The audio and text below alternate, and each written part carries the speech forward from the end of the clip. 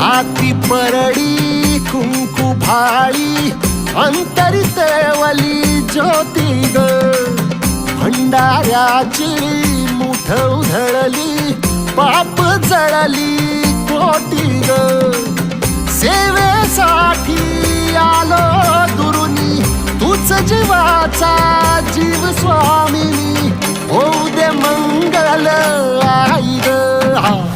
हाती परडी कुंकू भाळी अंतरी तेवली ज्योती ग भंडाऱ्याची मुठ उधळली